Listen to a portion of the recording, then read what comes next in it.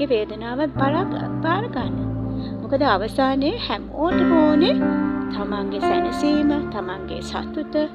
නමුත් ඇත්තටම මගේ ඒ වෙලේ හිතට ආවා මේ ලෝකේ කෙනෙක් ඉන්නවා. ඒ ඇත්තටම දුක් විඳපු එක කෙනෙක් ඉන්නවා. ඒ තමන්ගේ වේදනාව වහමන් වෙනුවෙන් නෙමෙයි. අපි වෙනුවෙන් ඒ වේදනාව තමන් කරාගත්තේ ඒ යේසුස් වහන්සේ. යේසුස් වහන්සේ විතරමයි. ඔහු තමන්ව බේරගන්න උත්සාහ කළේ නැහැ. ඔහු එතුමා අප වෙනුවෙන් කැප වුණා. සති කිහිපයකින් අපි මහා සිකුරාදට ලං වෙනවා. ඒ කුරුසිය එතුමා කළ දේ ලෝකයේ මතක තබා ගන්න අවශ්‍යයි. අපිට ජීවත් වෙන්න හැකි වෙන පිණිස උන්වහන්සේ දරුණුතම දුක් වේදනා දරාගත්තා. ඒක තමයි සියල්ලටම වඩා උතුම් පූජාව. අද ඔබ කුමක් විඳින්න සිටියා? ඔබේ ලැජ්ජාව, පාපය, රෝගය සහ මරණය, ශාපයේ බර පවා ඉවත් කිරීමට මේ යේසුස් වහන්සේට පුළුවන් සූදානම්. එවිට උන්වහන්සේට පුළුවන් ඔබට සැබෑ ප්‍රීතිය, සැබෑ නිදහසේ ජීවත් වීමට හැකියාව ලබා දෙන්න.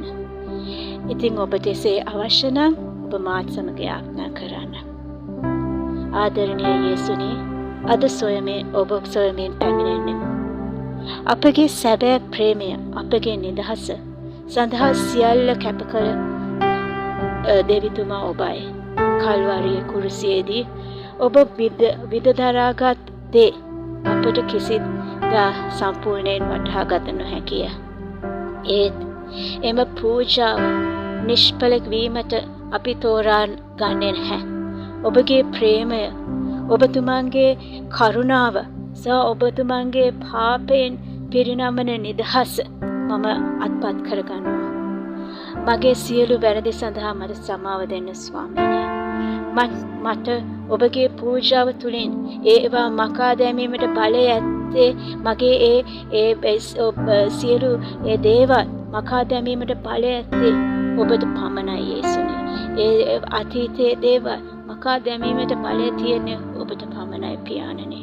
ජීවමාන යේසුස් වහන්සේ, මම ඔබට මගේ හදවතට ආරාධනා කරනවා. මාව අලුත් කරන්න, මාව ඔබේ කරගන්න, මට ඔබගේ පුත්‍රයා දියණිය වීමට සහ ඔබ වෙනුවෙන් ඇති ජීවිතේ ගමන් කිරීමට යේසුනි ඔබගේ නිමක් නැති ප්‍රේමය සහ කරුණාවට ස්තුතියි ස්වාමිනේ.